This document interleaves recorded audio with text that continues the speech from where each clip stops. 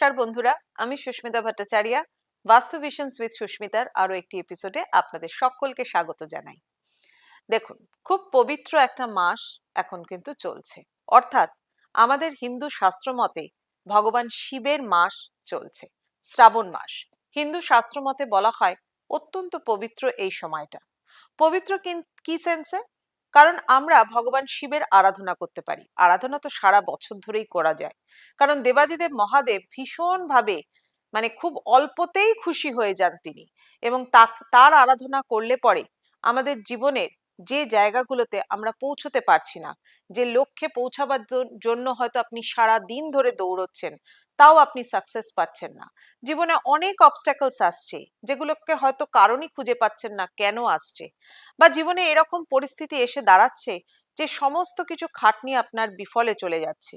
অনেক কিছুতে জয়ী হবার চেষ্টা করছেন কিন্তু পারছেন না। এরকম বহু কিছু আমাদের জীবনে না পাওয়া থেকে যায়।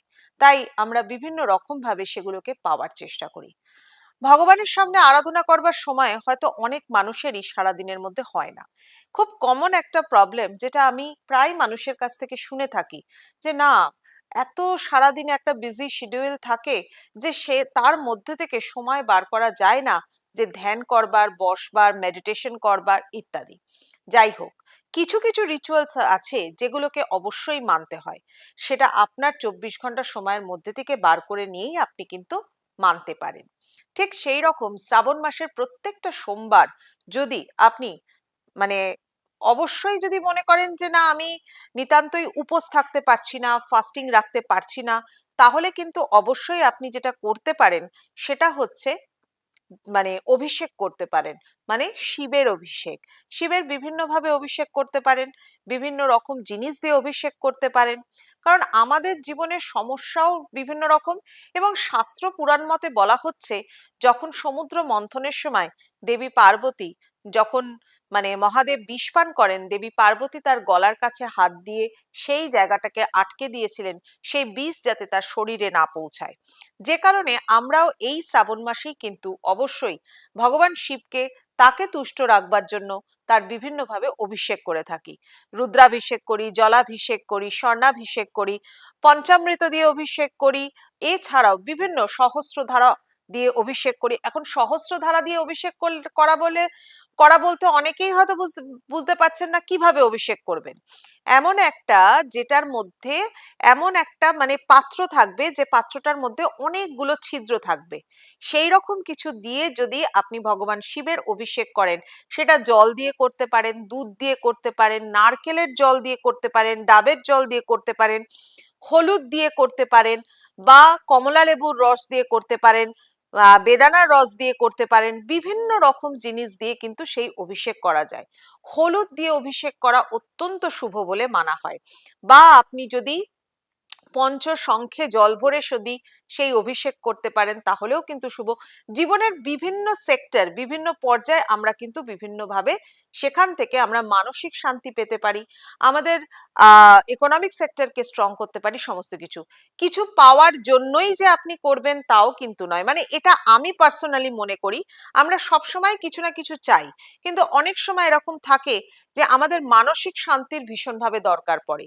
এবং দেখবেন আপনি এই ধরনের অভিষেক বা এরকম কিছু করলে পরে একটা মানসিক শান্তি আসে। এর সাথে সাথে যদি অ্যাড করে দেন মন্ত্রকে, কারণ ভগবান শিবের অত্যন্ত সাধারণ কিছু মন্ত্র আছে, যে মন্ত্রগুলো পাঠ করলে পরে আপনি আপনার শরীরের চাক্রাস গুলোকেও কিন্তু ওপেন করতে পারেন। যেমন ধরুন, আপনার শরীরের মধ্যে আজ্ঞা চক্র অর্থাৎ থার্ড আই চাক্রাস, ক্রাউন চাকরা অর্থাৎ হচ্ছে সাহসের চক্রা, এই চাক্রাস গুলো কিন্তু ভীষণভাবে ওপেন হয়ে যায় যদি আপনি সঠিকভাবে মন্ত্র উচ্চারণ করতে পারেন। যেমন হচ্ছে মহামৃত্যুঞ্জয় মন্ত্র 108 বার উচ্চারণ করতে হবে। মহামৃত্যুঞ্জয় মন্ত্র শিবের মাসে, শ্রাবণ মাসে প্রতিদিন চেষ্টা করুন এটাকে করবার, অত্যন্ত শুভ। বা পঞ্চাক্ষরা মন্ত্র, যে মন্ত্রগুলো পাঠ করলে পরে জীবনের সুখ, সমৃদ্ধি এবং আমাদের মানসিক শান্তি, আমাদের শরীরের 7টা চক্রকে ওপেন করা হয়, আশেপাশে সারাউন্ডিংস এর নেগেটিভিটিকে কাটানো হয়। যেমন আরো একটি মন্ত্র আছে যেখানে আপনি ভগবান শিবকেই শুধুমাত্র বলছেন, যেমন হচ্ছে কর্পূর গৌরম করুণাবতারম। আমি মানেটাও আপনাদেরকে বলে দিই, তাহলে শুনতে আপনাদের আরো ভালো লাগবে। কর্পূর গৌরম করুণাবতারম সংসার সারম ভুজগেন্দ্রহারম সদা বসন্তম হৃদয়রবিন্দে ভবম ভবানী সৈথম নমামি। এই যে মন্ত্রটা আমি বললাম, প্রথম কথা হচ্ছে মন্ত্রের কিন্তু আমি, যারা মোটামুটি ভাবে সুস্মিতার ইউটিউবের ব্লগগুলো দেখেন বা যারা সুস্মিতার মিডিয়াতে অনুষ্ঠান দেখে এসেছেন, আমি কিন্তু বারবার একটা কথা ভীষণভাবে বলি, যেটা খুব প্র্যাকটিক্যাল ব্যাপার। মন্ত্র যদি উচ্চারণ সঠিক করতে পারেন, আপনার প্রোনাউন্সিয়েশন যদি সঠিক থাকে, তাহলেই মন্ত্র বলবেন, না হলে বলবেন না। ঠিক আছে? কারণ মন্ত্র কিন্তু আমাদের ব্রেনের ক্রাউন প্লেক্সাসে, মানে যে টেম্পোরাল লোবস আছে, সেটাকে উদ্দীপিত করে দেয়। তো সেটা যদি সঠিক না হয়, তাহলে কিন্তু কোনো কাজ হবে না। তাহলে কর্পূর গৌরম করুণাবতারম, তার মানে কি? কর্পূর গৌরম মানে হচ্ছে কর্পূরের মতো শুদ্ধ শুভ্র হচ্ছেন আমাদের দেবাদিদেব মহাদেব। করুণাবতারম, তার মতো করুণা, তার মতো এত দয়ালু আর কোথাও কোনোভাবেই হয় না। কর্পূর গৌরম করুণাবতারম সংসার সারম ভুজগেন্দ্রহারম। সংসার সারম মানে সমস্ত সংসারের, সারা বিশ্ব সংসারের যিনি দেবাদিদেব মহাদেব, তিনি আদি, তিনি অনাদি, না তার শুরু আছে না তার শেষ আছে। এবং ভুজগেন্দ্রহারম, যিনি নিজের গলায় একটা মালা হিসাবে কাকে পড়েছেন? বাসুকি নাগকে ধারণ করে রয়েছেন। ভুজঙ্গ অর্থাৎ সাপকে ধারণ করে রয়েছেন। তিনি হচ্ছেন ভুজগেন্দ্রহারম সদা বসন্তম হৃদয়রবিন্দে। অর্থাৎ তার মানে হচ্ছে আমাদের মনের মধ্যে, আমাদের অনাহত চক্র অর্থাৎ আমাদের হৃদয়ের মধ্যে, সেই হৃদয় পদ্মের মধ্যে সর্বত্র সব সময়ের জন্য তিনি অবস্থান করেন। এবং তার সাথে সাথে বলছেন সদা বসন্তম হৃদয়রবিন্দে ভবম ভবানী সৈথম নমামি। ভবম ভবানী, ভবম অর্থাৎ হচ্ছেন হে দেবাদিদেব মহাদেব, হে ঈশ্বর।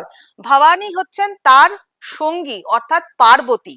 দুজনে একসাথেই সব সময়, কারণ দুজনকে আলাদা করে আমরা কখনো ভাবতে পারি না।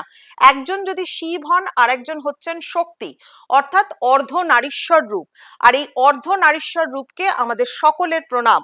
তাই বলছে ভবম ভবানী সৈতম নমামি। অর্থাৎ আমাদের সকলের মাথা নত তাদের সামনে এবং আমাদের সকলের প্রণাম। যাই হোক, এই রকম প্রত্যেকটি মন্ত্রেরই কিন্তু মিনিং থাকে। তাই প্রত্যেকটি মন্ত্র সুন্দরভাবে পাঠ করুন, ভগবান শিবের আরাধনা করুন। আর একটা জিনিস আপনাদের ছোট্ট করে অ্যাড করে দিই, এটা কিন্তু আপনাদের উপরি পাওনা। সেটা হচ্ছে মঙ্গল গৌরী তিথি বা মঙ্গল গৌরী মানে ব্রত, এটাও কিন্তু আপনারা এই শ্রাবণ মাসে করতে পারেন, তবে সেটা করতে হবে মঙ্গলবার।